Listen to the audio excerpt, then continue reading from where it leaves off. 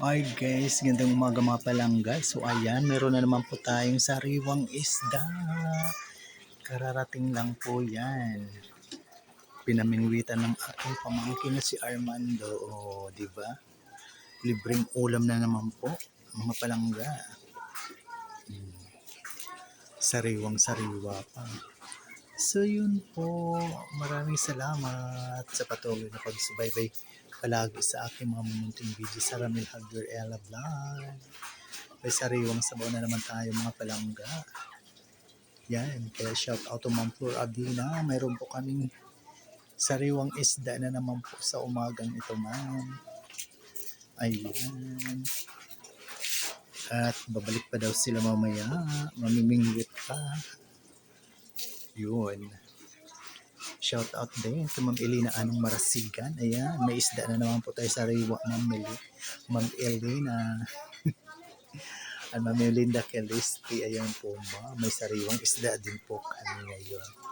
So yan, to Ma'am Lidilin, shout out sa mga busy ko dyan, no? May sariwang isda na naman kami. Libre na naman po ang ulam. Ganyan lang po kasimple ang life dito sa amin sa probinsya pag magsipag. Mayroon po tayong biyaya palagi. So yun, kahit medyo maulan-ulan na yan, tiis lang na malamig sa laot dahil may sariwa naman pong isdang kapalit. Ayan, kaya shout out to Dish Colets,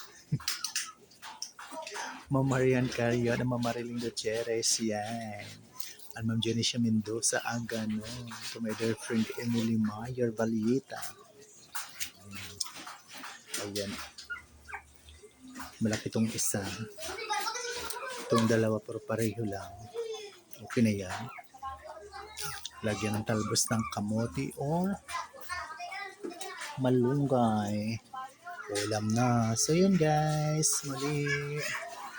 Kita-kits pa sa susunod kong mga video sa mga darating pang mga sariwang isda. Yan. Yan na po ng ating isda kasi hindi pa nakakapalaot ang bangkang malaki. Dahil maulanon pa dito sa amin at malamig daw sa laot. Kaya hindi po mapalaot ang mga mangingisda. Yan. Pag natapos na ang kauulan, pwede na sila ulit pumalaot. Kasi hindi nga naman na malamig sa laot. So yun.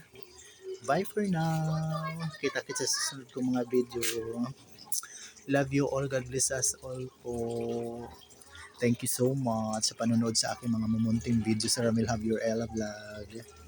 So yan. Bye.